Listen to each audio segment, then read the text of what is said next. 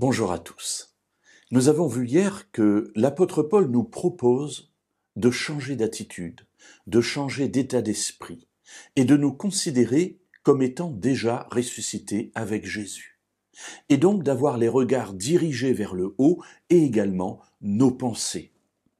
Dans la lettre qu'il écrit aux Colossiens, au chapitre 3 et au versets 3 et 4, nous voyons aujourd'hui la suite de notre récit.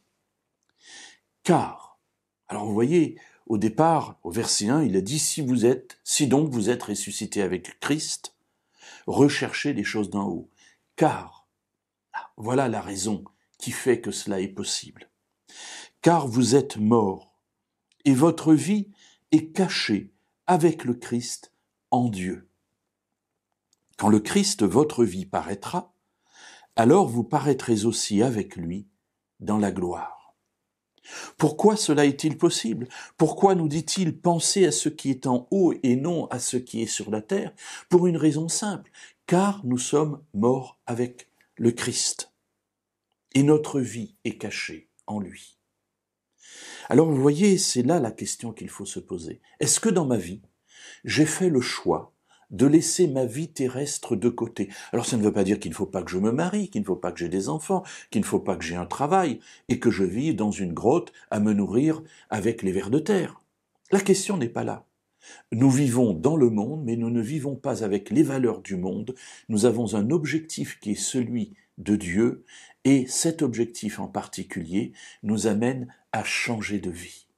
Ce changement de vie dans la Bible est symbolisé en quelque sorte par une mort, la mort à ma vie ancienne pour naître à une vie nouvelle. Si donc vous êtes ressuscité avec le Christ, si donc vous êtes né de cette vie nouvelle, eh bien l'apôtre Paul nous dit notre vie est donc cachée avec le Christ en lui.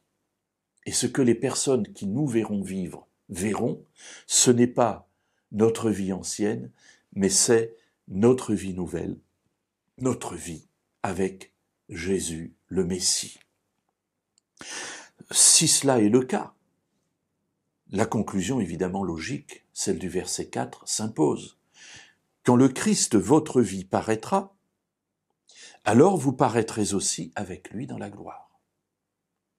Si dans notre vie présente nous vivons comme cela a été prévu par Dieu, c'est-à-dire avec les valeurs du royaume, et si nous sommes déjà dans la pensée vers le haut, c'est-à-dire vers l'endroit où Jésus est assis à la droite du Père, alors quand le Messie paraîtra, quand Jésus paraîtra,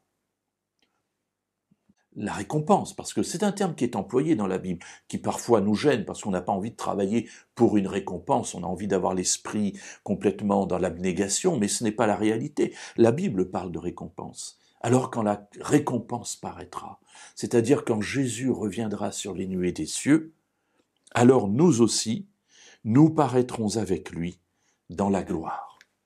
Mes amis, encourageons-nous avec de belles paroles comme celle-ci. Encourageons-nous dans les moments parfois difficiles de notre vie. Regardons en haut, acceptons ce changement de vie et ces nouvelles pensées qui nous attirent non vers le bas, mais vers le haut.